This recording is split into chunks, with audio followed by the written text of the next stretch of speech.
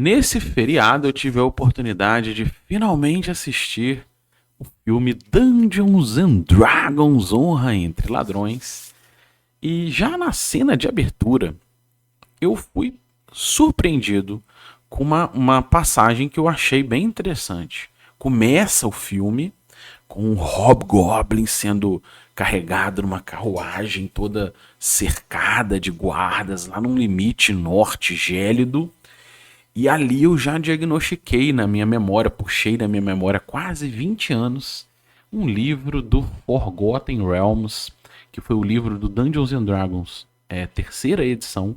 Foi onde pela primeira vez eu tive contato com Forgotten Realms. Eu comecei a usar esse cenário no D&D terceira edição. Eu tinha esse livro, que é um livro muito legal, e agora, hoje, infelizmente, eu não tenho mais, né, da coleção da terceira edição, me sobrou poucos livros, mas eu tenho o livro completo de os dois livros, né, o livro para jogar e livro de campanha da quarta edição do Forgotten Realms.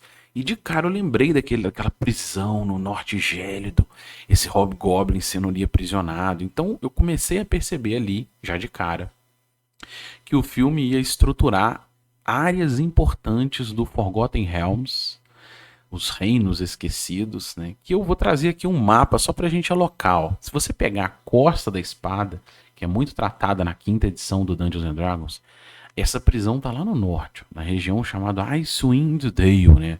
O Vale dos Ventos Gélidos. E se a gente der um zoom no mapa dessa região, olha lá, Icewind Dale. Tem até um livro que trata especificamente dele. Nessa região tem uma prisão que é chamada de Revel's End. Se você não sabe o que é isso, por isso que eu gosto da tradução e localização. Muita gente fala como se fosse uma parada extremamente chique, né? Revel's End. Mas, cara, no final significa alguma coisa como o fim da orgia, né? O fim da festa. Acabou Playboy. É alguma coisa assim, né? E essa é uma prisão que abriga criminosos, os mais importantes, mais poderosos criminosos de toda a Fyron. Eles são levados para esse norte isolado. E é nessa prisão que aparecem os dois primeiros personagens do filme, que é a Olga e o Edin. Eles são enviados para um assalto, né? Eles foram enviados para lá por quê? Porque eles fizeram um assalto fracassado contra a fortaleza dos arpistas. Eles são enviados para lá nessa fortaleza no fim do mundo. E é lá que a gente tem o começo da cena. É nessa fortaleza impenetrável do cenário. Aí a gente volta para a cena de abertura. Ali, então, esse hobgoblin, um assaltante sinistro, monstruoso, maior que o ser humano, é levado para essa prisão. Mas aí ele tenta dar uma cantada, né? Ele começa a fazer um chamego na Olga.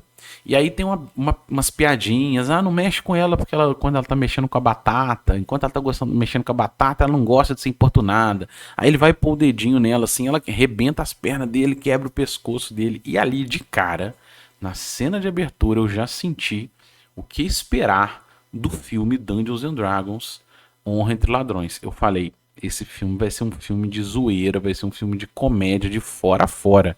Né? Do jeito que eles apresentam e quebram a expectativa com uma cena cômica, já me passou esse sentimento. Então, já vou fazer uma nota aqui de resenha inicial, tá? Nota de resenha. Esse episódio que a gente está gravando aqui agora, que você vai ouvir, está sendo gravado, você vai ouvir a partir de sábado. Esse episódio foi recorrente a eu ter assistido o filme no feriado. E ele é um papo de boteco ou de café. Eu não sou especialista em cinema, em revisão cinematográfica. É simplesmente a apresentação do que eu coletei, a minha experiência ao assistir o filme e quais são os XPs que eu acho legais e quais são os que eu acho exageradamente cômicos e zoados.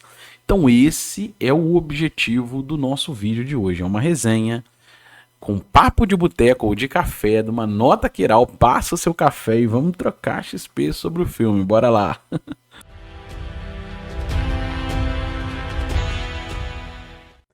Salve aventureira, salve aventureiro, bom dia, eu sou o Kiral e hoje a gente vai trocar um XP sobre o novo filme do Dungeons and Dragons. Eu vou fazer uma resenha sobre a minha experiência, o que eu vi, o que eu absorvi daquele filme. Então, como eu falei na nota de abertura, o filme começa nessa região, Icewind Dale, na fortaleza, lá no norte. E aí, logo de cara, a gente tem esse aqui, é o mapa que eu trouxe pra você pra mostrar no filme. Ele não mostra a região. A gente tem um julgamento, né? E ele chama o tal Jonathan do Aracocra, que ele fica o tempo todo chamando o Jonathan, falando que o Jonathan é importante pra esse julgamento. E ali ele começa, no julgamento, ele começa a contar um pouquinho da história dele, de porque ele tá ali. Então já passa ali a ideia geral do enredo, do que deve vir no filme. Então eu fiquei pensando, né? Eles, logo antes deles serem libertados, eles seriam legalmente libertados, né?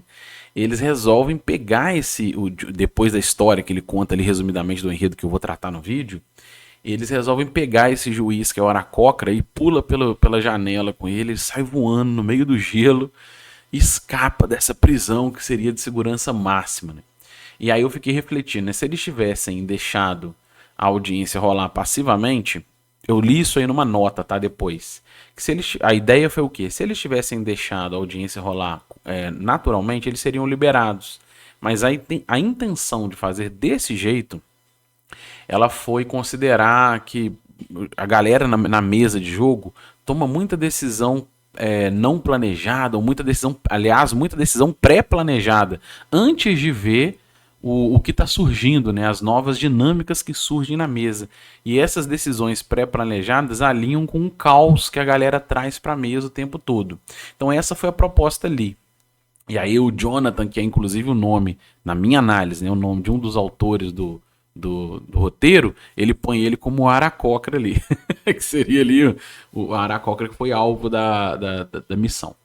Eu já acho que é zoado demais, né? Passa do nível. O que eu imaginei quando eles caíram no meio do gelo? É óbvio que eu não esperava isso do filme, mas o que eu fiquei viajando sozinho ali?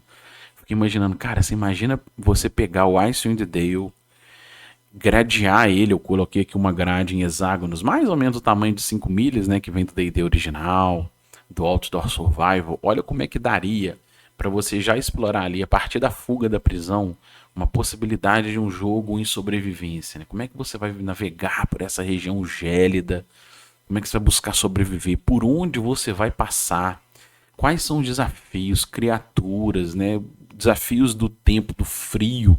Eles pularam ali sem comida, sem nada. O que demoraria dias para vencer esse gelo se eles soubessem para onde eles estavam indo, que eles podiam ficar navegando perdido por ali. Mas é óbvio que nada disso foi abordado. O filme não tem essa abordagem dentro dessa jogabilidade mais mundana do D&D original. Então, na prática, ele já popa lá para Neverwinter, né? Eles seguem ali, como eles viajaram não interessa. Eles já aparecem numa outra cidade muito importante, Nunca Neve, né? Que é basicamente o nome mesmo, né? Nunca neva, nunca inverno, alguma coisa assim, que é uma outra cidade importante da Costa da Espada. E ali eles descobrem que dois antigos personagens do seu grupo original se tornaram senhores ali naquela cidade, né? Os senhores do castelo. E aí entra, então revela-se nesse momento o vilão e a vilã da história, que é o Ford Fitzwilliam, que é interpretado pelo Hugo Grant. Eu nunca tinha visto o Hugo Grant fazer filme de fantasia, só novela romântica, só filme de comédia romântica, mas como esse filme é uma comédia, ele coube muito bem ali. E cara, a personagem, a Daisy Head fez a Sophie, e eu achei muito legal, tá? A abordagem ali, o figurino, a interação da maga de estar infiltrada com uma feiticeira comum ali. Eu achei essa parte da trama bem trabalhada, achei bem interessante. Gostei dessa NPC, vamos dizer assim, dessa personagem, dessa vilã. E aí tem uma outra cena que eu achei muito massa, que é como eles aprisionam o Bardo e a Bárbara, né? Eles usam aqui eu peguei a cena deles preparando ali no figurino, o tapete, que é uma areia movediça, e eu adorei essa passagem. Eu já pensei em explorar na minha mesa, né? Como colocar uma armadilha dessa protegendo os senhores e tal. Adorei.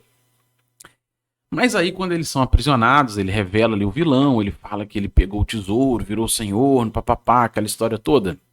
Vem uma cena que eu preciso fazer uma nota, que é a cena de fuga. Cara, mais uma vez, é zoado de fora a fora, né?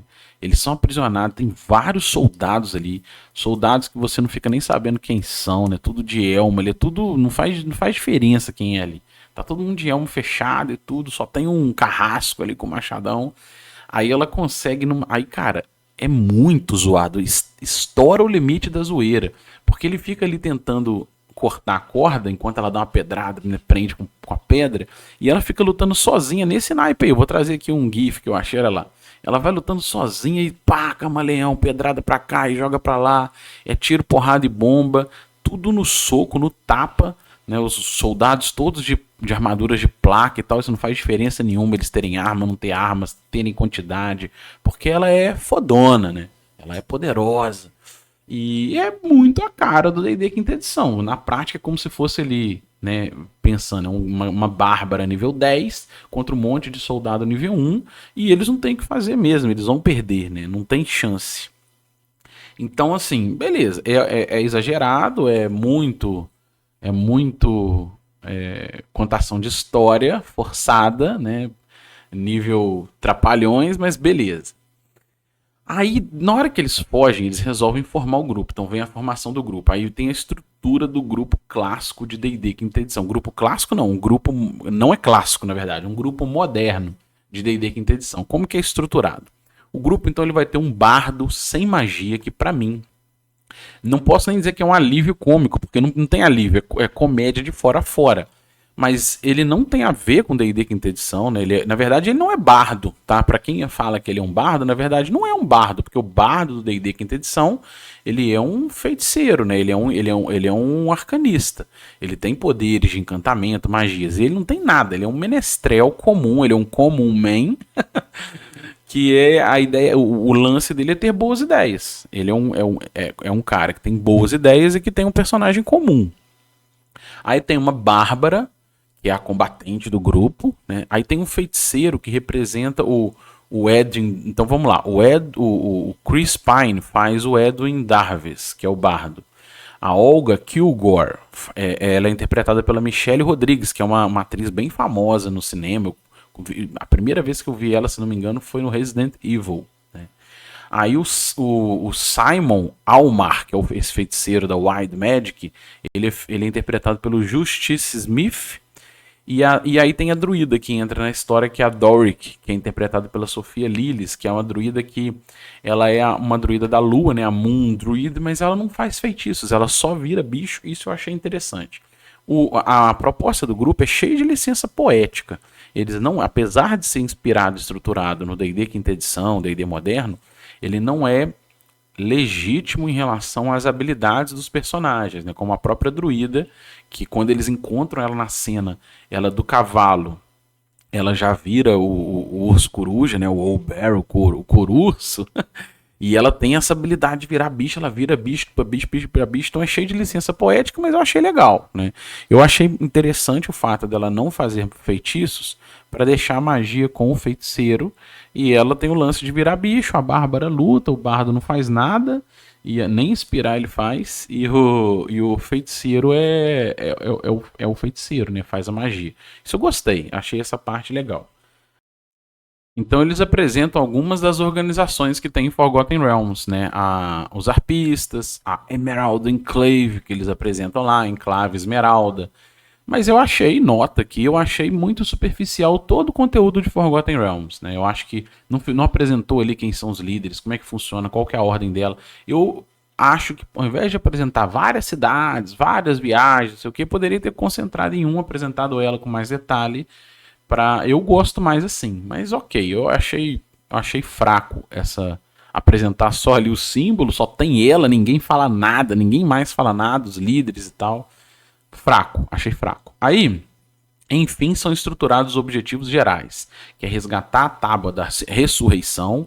Isso é falado lá no começo do filme, que era o objetivo deles, ele invadiu uma fortaleza dos arpistas para tentar roubar a tábua da ressurreição, porque ele queria ressuscitar a esposa, e a esposa foi morta na visão dele por culpa dele, e ela foi morta por um mago de Tai, quando eles aprisionaram um feiticeiro de Tai numa missão por arpistas. Eles se vingaram, mataram ela, ele não estava em casa, E aí, ele, ali, mais uma vez, normaliza o feitiço, né? As ressurreições poderiam ser feitas, mas como ela foi morta por uma lâmina de Tai, aí não pode ressuscitar. E aí tem que ser um artefato poderoso desse. Você vai só escalonando, né? Porque como a ressurreição já é mundana, você tem que escalonar problemas, que é o comum do D&D terceira barra mais, né? Terceira, quarta, quinta edição, que conforme você escalona poder, você vai escalonando problema. Então, peraí, a ressurreição contra o Mago de Tai não pode. Beleza. E aí ele coloca também um segundo objetivo geral, que é resgatar a filha que está lá tutelada, né, apadrinhada pelo Ford, que é o ex-amigo deles, o vilão, e ele quer revelar a trapaça dele. Então, para eles coletarem informações de como vai lá no tesouro, roubar, porque eles falam assim, como que eu vou pagar, né? Como é que eu vou pagar o mago? Como é que a druida lá que tem problema com a nova liderança dele detonando o povo dela, os elfos, que é bem raso também abordado, mas ela topa por isso. Como é que eu vou fazer? Então a gente vai roubar o tesouro todo e vamos usar o tesouro para isso. E aí ele vai ficar com a parte que ele quer, que é a filha e a tábua da ressurreição. Aí nesse caso, para coletar informações, ela vai fazer a espionagem de druida, né? E aí, né, aí nessa parte tem lá a cena em que a Doric vai usar os seus poderes, e aí nessa parte ela começa ali com mosquito e tal, ela vira rato, porque ela é detectada, a forma, a wide shape, né, a forma selvagem que a druida vira, é detectada pela feiticeira de Tai. Então ela começa a fugir, gera toda uma fuga, mas ela consegue coletar informação. Ela vira rato, ela vira gato, ela vira até um cervo, né? Que ele zoa lá, ela pode virar um cervo e ficar pastando na região. Tem umas zoeiras total, mas cara, eu quero falar aqui. Essa cena dela fugindo, com os guardas pulando em cima, a cidade inteira foi mobilizada, os guardas estão pulando, tudo tentando atacar ela, ninguém consegue pegar um ratinho, ninguém consegue pegar um gato, e a cena inteira me lembrou o Olimpíadas do Faustão. Ô louco, meu! Cara, os guardas são bizonho, é bizonho, assim, o nível de bizonhice. Como é que esse cara é um guarda de uma cidade, né? Se eles são os guardas, imagina o cidadão comum. Porque, cara, ninguém tem arma, ninguém faz nada, eles ficam pulando em cima do outro, cai, capota, tromba. É comédia pura, comédia pura. Me lembrou muito Passo a Repasso. Mas enfim, ela revela que os tesouros são protegidos, né, pela tranca de Mordenkainen, que é uma tranca que me lembrou até o Mordenkainen toma Foes. O Mordenkainen foi o personagem, para quem não sabe, ele foi o personagem do Gygax quando ele jogava a D&D na mesa. Ele era quando ele jogava na mesa como jogador, ele tinha esse mago que alcançou grandes níveis, e eles criaram de maneira orgânica na campanha lá em Greyhawk o Círculo dos Oito, né? Eram 8 poderosos feiticeiros e o Mordenkainen era um deles. É um desses magos que em mesa ficou muito poderoso e virou um NPC importante de Greyhawk, que o D&D Quinta Edição trouxe ali o personagem de volta, né? Alguns desses personagens icônicos. E aí ele tem e aí a única forma de arrebentar essa tranca arcana, mais uma vez mostrando a mundanidade da magia, né? Tem tranca arcana, a única forma é você ser um mago mais poderoso. Como a Sofia, uma feiticeira extremamente poderosa, usou esse feitiço de altíssimo nível, a gente só consegue se a gente arrumar um feiticeiro mais poderoso. Como a gente não tem, a alternativa pode ser usar o elmo da disjunção. Aí vira missão específica, então. Então nós vamos atrás do elmo da disjunção. Vira, a partir disso, um objetivo gerado, derivado, onde eles começam a apresentar uma série de artefatos do D&D, né? Você tem magias e artefatos, você tem a tábua da ressurreição, o elmo da disjunção, começa a apresentar um monte ali. Nessa passagem, eles vão tentar pegar um outro personagem, e aí me lembrou de uma coisa que eu não posso deixar de falar, cara. A Olga vai tentar convencer o Marlamin, né, que é interpretado pelo Bradley Charles. Você deve conhecer aí do Se Beber Não Case, né? Tem alguns filmes com ele aí, cara. Quando eu vi essa cena, eu vou até puxar aqui um ícone que a gente usa lá no nosso Discord, que é o Beholder Apavorado, cara. E eu falei assim, cara, que cena bizarra. Eu ri eu ri não pela graça gerada pela cena, mas assim, pela graça gerada de como que os caras acham, como que os caras têm coragem de pôr isso no filme, cara. Porque, cara, é muito ridículo. Ele pequenininho, Eles só diminuíram o cara, ele é pequenininho, metade do tamanho dela, numa casa gigante, porque ele tá casado com uma outra ogra lá, sei lá. E ele fala, não, eu já aposentei como aventureiro, me superei você, uns problemas de superação ali, mal trabalhado. Ele minua, cara, é ridículo de fora a fora. E aí isso me fez lembrar. E detalhe, ele aparece ali 1 minuto no filme, né? 1 minuto, ele nem não precisava ser esse cara aí, podia ser qualquer um.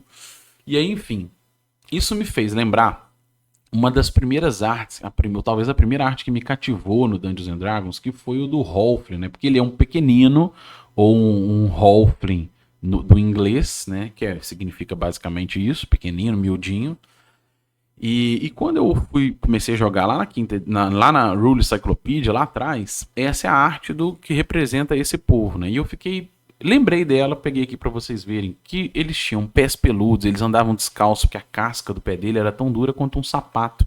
Ele não tinha a mesma sensibilidade no pé que você tem, humano. Então ele pode andar descalço, ele anda descalço na pedra, diferenças de temperatura, ele absorve como se fosse um sapato, porque o pé dele é uma casca. E eles têm os membros um pouco desproporcionais, a orelha pontuda, porque ele é um povo fantástico. Então eu fiquei pensando, quando eu vi ele, me deu um clique da abordagem dos povos clássicos em D&D e como eles optaram por fazer isso no filme. Então eu peguei aqui uma arte, ó, do Senhor dos Anéis, né, de um conto do Tolkien, de um livrinho que eu sou louco para ter com essas artes. Eu não tenho esse, né? E essas artes clássicas, e como que a proposta do anão, do pequenino, né, do halfling, do elfo, eles são bem diferentes da experiência do humano, e como que no D&D quinta edição todo mundo virou humano. Eu ainda quero fazer um vídeo só sobre isso, mas tudo é humano com uma skin. O sacerdote lá do julgamento inicial, que é um draconato, cara de dragão, mas ele comporta como humano. O Jonathan, que cai lá, hora coca, é humano. Né? Então, a menina lá, a druida, que é uma tiferina, eu nem falei isso, mas a druida é uma tiferina, né? Uma tiefling do inglês, que é uma tiferina em português. E ela só é um humano com chifre e rabo. O fato dela ter rabo, chifres, não faz nenhuma diferença no filme, nenhuma, zero. Então eu fiquei pensando nisso, né? Refletindo em como a gente não traz essa textura de um povo fantástico realmente diferente. E aí eu vi ele lá, achei ridículo. E aí lembrei disso e queria fazer essa nota. Mas enfim, isso dito, eles optam por usar um outro feitiço muito comum no D&D quinta edição, no Dungeons and Dragons, né? Não é só quinta edição, no Dungeons and Dragons em geral, que é o falar com os mortos, né? Speak with dead. Eu não sei se eu comi uma mosca, deixa aqui na descrição, de onde veio esse feitiço, né? Porque surgiu assim, aleatório, na hora que eles falaram, não, nós vamos no campo de batalha lá descobrir onde está esse elmo. E aí o feiticeiro lá puxa um medalhão lá e começa a falar com os mortos com ele. Mas de onde veio isso? Isso eu não peguei na hora, talvez eu tenha comido uma mosca. Mas aí tem uma passagem que é legal, que é na hora que ele começa a conversar com os mortos, eles vão lembrando de uma cena de batalha com um dragão negro que cuspia ácido. Quando eu vi no trailer eu até achei que isso seria abordado no filme, mas foi só uma passagem curta na memória dos mortos, né? Só que, cara, a ideia foi interessante, mas na hora que eles abordam mais uma vez, é ridículo. Beira não, estoura o nível do ridículo. Né? Ele começa a fazer. Eles estão falando com um morto e é totalmente totalmente descompromissado. Ele faz 2, 3 perguntas, o medalhão te dá, a magia lá te dá o direito de fazer 5 perguntas. Ele faz algumas, chega na conclusão. Aí ele começa a fazer um monte de perguntas. Primeiro que não tem limite, né? Ele pergunta o cemitério inteiro, acorda todo mundo, faz as perguntas, o bicho levanta, responde, cai, como se nada tivesse acontecido. E aí chega uma hora que ele faz umas perguntas pro cara, ele já chega na conclusão, não, esse cara morreu. Tipo, cara, o cara morreu, escorregou, caiu na banheira e morreu, assim, é zoeira. E aí ele fala, não quero mais perguntar pra ele, não, mas você vai deixar esse morto aí acordado? Então tá, qual a cor do seu livro? Qual é o seu livro favorito? Qual a sua cor favorita? Cara... Eu, na hora vendo aquilo ali, eu lembrei do Didi Mocó, entendeu? Didi Mocó a cena. Então esse personagem, o bardo, ele é Didi Mocó de fora a fora. É extremamente zoado. Mas enfim, né? Isto dito, quando eles concluem essa cena, aparece um novo personagem, que é o Shenk Andar, interpretado pelo Regé Jean Pagé, que eu acho que é francês. E eu achei o personagem bem legal. Ele é um paladino, né? Ele é um paladino, assim, todo... Como ele veio lá de Tai, mas ele sobreviveu ao feitiço lá do Necromancer, ele é todo meio descolado de sentimentos, assim, ele é todo sem expressões. Eu achei legal o personagem, sabe? Ele é meio, meio travadão, assim, me lembrou o Dora, pra quem via a antiga novela da Globo, Dora. Mas achei ele interessante. Aí ele fala que ele pegou o elmo da junção e guardou lá no submundo, e aí eles vão pro submundo. Aí começa uma missão deles descerem as dungeons, né? E aí eu quero fazer uma nota sobre isso. Eu tenho algumas notas para fazer quando eles descem. Primeiro, é o feitiço da porta dimensional, né? Eles descobrem que o bastãozinho lá que ela foi pegar com o Halfling, que era um bastão do caminhante, na verdade era um bastão do teleporte, né? Que usa um feitiço da porta dimensional. Aí tem umas passagens, vou resumir aqui, mas ele vai atravessar a ponte, o paladino lá sabe, foi feito por um gnomo, um arquiteto antigo, que não sei o que, papapá, e assim, aí o feiticeiro pisa errado, a ponte cai, é zoado, né, zoado, tudo bem que na mesa às vezes acontece isso, mas eu acho que o filme estoura o limite do humor, na minha opinião, ele chega a um nível que você quebra o sentimento de uma história real, de uma história emocionante, tipo um Game of Thrones, Senhor dos Anéis, né? Ele estoura esse limite, ele te deixa muito claro que é zoeira, que é cômico, que é desenho animado. E enfim, nessas passagens que eles estão entrando para dungeon, eu quero fazer algumas ressalvas, né? Lembra quando o Gandalf entrou em Moria, que ele usou um feitiço de luz para iluminar? Então, dentro da proposta de Dungeons and Dragons, né, pensando nessa proposta que você vai ter dragões, criaturas, o Dragons ali está representando criaturas do submundo em geral, e uma das mais poderosas seria um dos dragões, nos seus covis. Mas nessa proposta, como eu falei do Hexcrawling lá no começo, agora eu vou falar do Dungeon Crawling aqui, né? Como que eles viajaram pelo submundo, como era essa dungeon, como era a iluminação.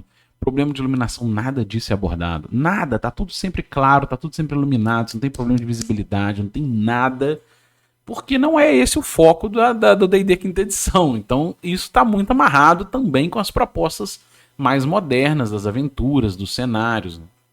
Beleza. Isso dito, ele usa lá, que eu achei bem legal, o bastão de porta dimensional. É até poderoso demais, mas ele usa esse bastão porque ele derruba a ponte. Ele acha a solução numa parada que é também muito mal abordada. É um bastão do Rolf lá da viagem, que ele gira, ele vira o bastão ali e foda-se, né? Opa, desculpa aí pela palavra. Mas ele vira aí, ok.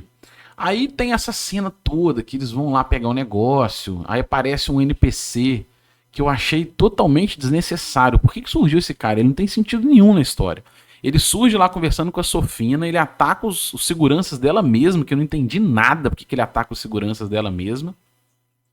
E aí mostra, sou sinistrão, mas aí ele vai lutar lá embaixo, o Paladino sozinho, luta com eles todos, vence eles todos, mas aí, mas eles são mortos, eles vão acordar de novo, aí eles têm que fugir do cara, dá uma confusão ali, uma zona, mais uma vez, né? É passa ou repassa Olimpíadas do Faustão. Mas aí, isso dito, aparece o tal dragão ali, né?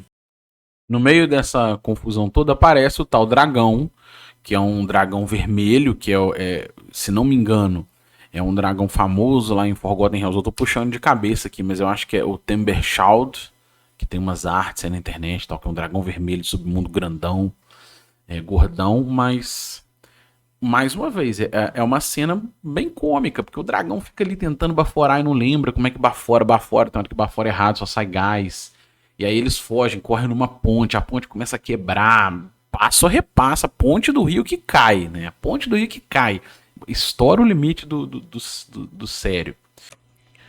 Mas beleza, isso dito, eu quero falar um pouquinho sobre a porta dimensional. Porque ele pega o elmo e ele tem que fazer o attunement, né, a sintonização com o elmo. Que é uma ferramenta de D&D quinta edição super legal para artefatos que você precisa atunar, né, falando, aportuguesando a palavra, mas seria sintonizar.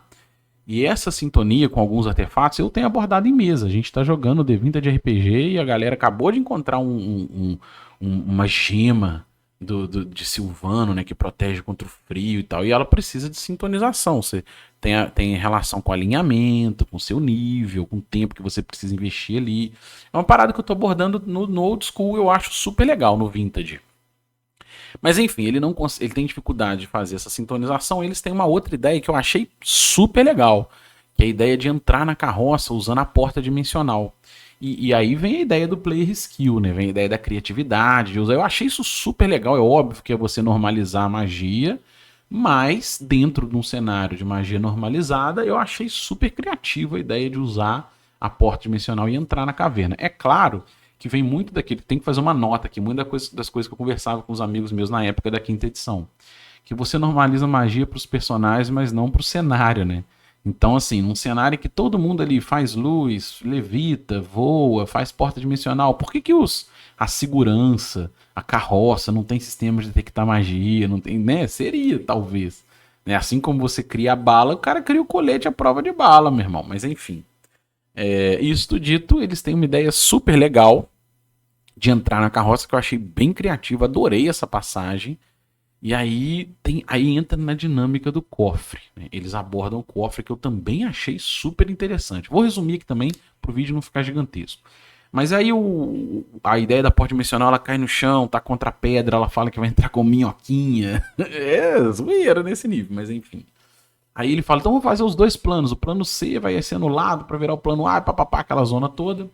E aí eles vão entrar de duas formas. O feiticeiro vai usar o elmo da disjunção, mas ela também vai usar a porta dimensional. Eles vão tentar. E aí eles entram em dois cofres. Eles saem em locais diferentes. Um sai embaixo da arena, o outro sai lá fugindo nas docas. E eu achei essa passagem muito legal, muito interessante. A ideia dele estar roubando o cofre, a arena ser só uma falseta ali para juntar o povo. Achei legal isso no enredo do filme. E aí o fato é que todos eles são aprisionados, ela toma pancada, ele também, papapá, eles são todos presos. Aí vem aquele. E eles são jogados na arena, né? Vem aquela nota, né? Mais uma vez, como é infantilizado esse lance de coisa de desenho animado, né? O vilão prendeu, mas ele não vai matar. Não vai matar, vamos jogar na arena, não sei o quê. É aquelas chancezinhas que tem, que já, pra mim, tá saturado, né? Já foi muito explorado isso e fica repetindo a mesma estratégia. Mas aí na arena tem uma parada que eu achei muito legal. Nós vamos falar agora da arena. Lá na arena, que tá tendo esse evento, né? Ele tá fazendo um torneio para poder juntar a galera. Eles apresentam ali um grupo que tá lá na arena também, impressionado, que é a Caverna do Dragão, cara. Eu achei super, super legal a homenagem, né? Pra quem não sabe, a Caverna do Dragão, ou Dungeons and Dragons, que foi traduzido, mal traduzido talvez, mas o Dungeons and Dragons original era um desenho lá dos anos 80 que teve participação direta do Gygax com classes do AD&D. Então você tem o arqueiro arcano, você tem a acrobata, você tem o cavaleiro. São classes lá do AD&D que ele traz para um desenho, uma animação que tem 3 temporadas. Se você não viu, eu vou deixar um card aqui em cima. Acho que eu já fiz um vídeo sobre isso, não tenho certeza. Se tiver, pega no card ali. E aí na arena também apresenta o anão, cara. Eu achei o anão sensacional. Para mim, faltou o anão na série, né? No filme como um todo, que ele aparece também em 30 segundos e morre. E morre, inclusive, que o grande desafio da arena é a Pantera Deslocadora, que é outra criatura maneira do Dungeons and Dragons, clássica. Mas eu não entendi por que ela é tão poderosa. Se a galera enfrenta o dragão golem, enfrenta o dragão vermelho, não sei o que, o místico super poderoso lá de Tai, e não consegue enfrentar a pantera, né? Mas é tudo bem, também tem o lado que eles não tinham armas, porque as armas foram tiradas e quem tinha magia usava um bracelete anti-magia. Mas, cara, a Bárbara lá matou no soco, derrubou no soco uns 15 guarda. Porque como é que ela não derrubaria no soco essa pantera aí? Sei lá, pra mim derrubaria. São essas dissonâncias, né? Aí eles têm ideia de fugir da arena dentro do cubo gelatinoso e tal.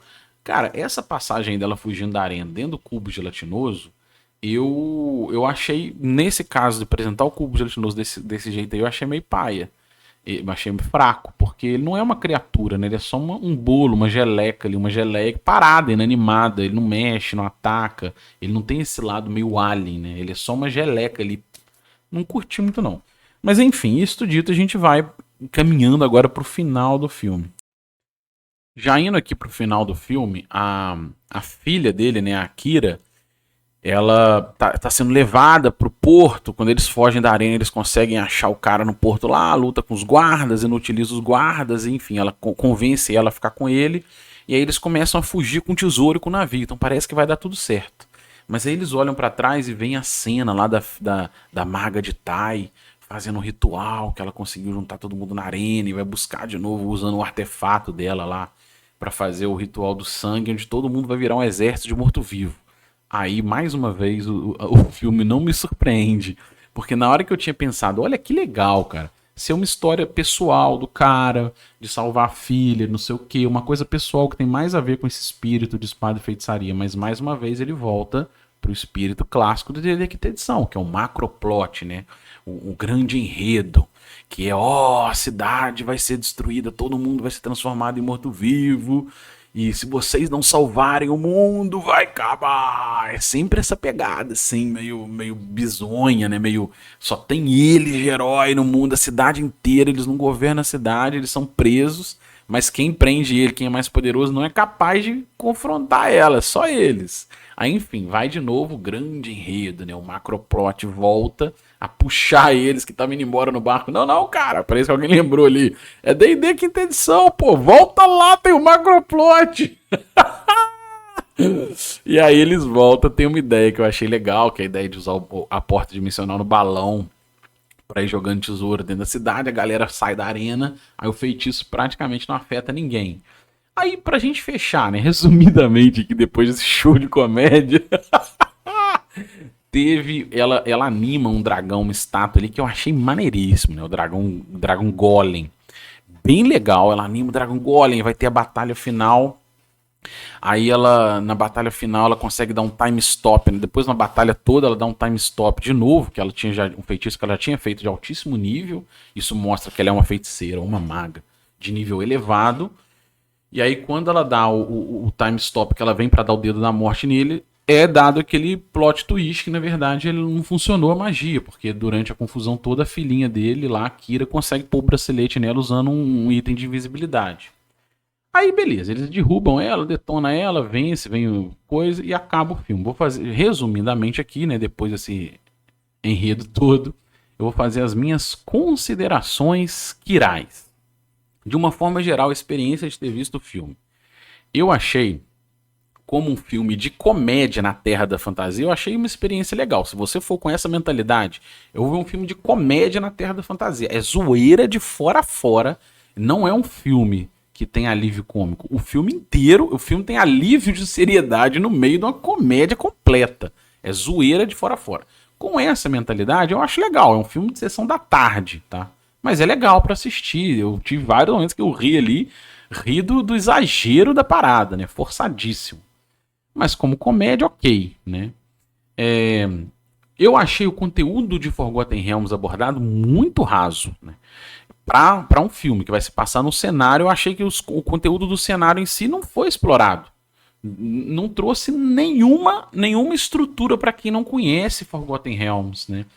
Se você, mesmo quem conhece, eu já conheço, que eu mestrei um tempo em Forgotten Realms, eu conheço um pouco dos livros, né? Eu não sou fã de cenáriozinhos, né? De ficar estudando, vendo na Wikipédia. Eu conheço o basicão lá, na época que eu mestrava na terceira edição, tem os livros da quarta, mas do que eu conheço Forgotten Realms, foi muito mal abordado as organizações, as viagens, como é que funciona a estrutura política, né? Como é que é a magia, como é que é a trama, né? Esse encarar a trama. Achei no geral muito raso. Como RPG e como conteúdo do cenário, eu achei fraco. Eu acho que o filme, em geral, ele é muito infantilizado, ele é exageradamente infantilizado. As lutas são só no soco, não tem sangue, ninguém morre.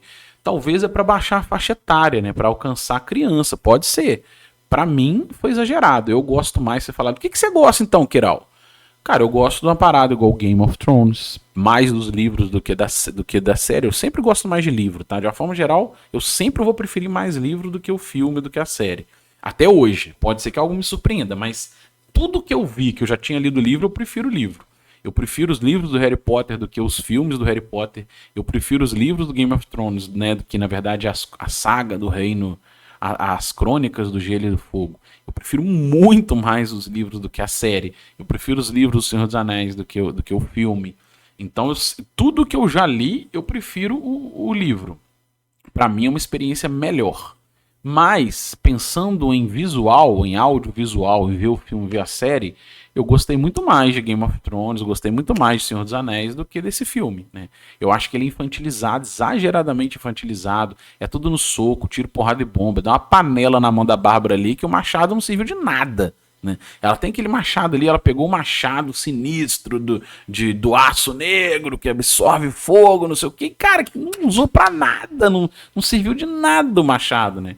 Então, assim, inútil. O cara dá uma bate lá, não me lembro em quem agora, mas ele bate com um bandolim no momento lá. Então, assim, tosco, né? É um limite infantilizado demais, é comédia. E é uma comédia infantilizada. E eu acho que ele reforça uma coisa que eu já tinha abordado aqui várias vezes, que é como a magia e itens mágicos, eles são normalizados, né? Eles são trazidos para o mundano, que afasta muito desse espírito de espada e feitiçaria. Então, dentro do, né, comparando com a Melisandre, que vai fazer um feitiço, ela tem que engravidar, aí a criatura é criada dentro dela, ela tem lá fazer aquele parto para sair o monstro das sombras, para fazer um assassinato específico. É todo um trabalho que você pode ter desse uso perigoso do feitiço, que ali não, magia é magia, o cara faz magia no show lá pra roubar os outros, e sai voando, e faz reversão da gravidade, tá tudo certo, né? A galera faz porta dimensional o tempo todo, fala com os mortos, então assim, cara, é muito normalizado, mas enfim, eu não gosto, não é a parada que eu gosto, mas ok pra quem gosta, curte, não é muito o meu rolê. Vendo um filme geral, pra mim é um filme de sessão da tarde, comédia, mas teve muito XP legal. A ideia do tapete, a ideia do roubo do cofre, né, que dá pensando ali a ideia, será que eu posso explorar isso de algum jeito? Fazendo ali uma proposta que tá rolando isso e ver como é que a galera aborda, né? Então tem algumas coisas legais, sim, alguns artefatos. Eu acho que de uma forma geral ele trouxe várias coisas clássicas do Dungeons and Dragons, como o Mordenkainen, como alguns artefatos, algumas magias, né, algumas criaturas, o urso coruja, o dragão, os magos de Tai, né, do cenário. Então tem coisa legal, mas eu acho que é cômico ao exagero, que estoura, né, transborda muito o meu limite do humor, assim. É um limite do humor que pra mim eu já ria do exagero, né, é exagerado demais, de mocó. Mas é isso, né? Se você gostou, se inscreva no canal, deixa um joinha, compartilhe e acima de tudo comente. Eu falei muita besteira, o que você não concorda? Esqueci alguma coisa exagerada que faltou? Vamos trocar XP, cara.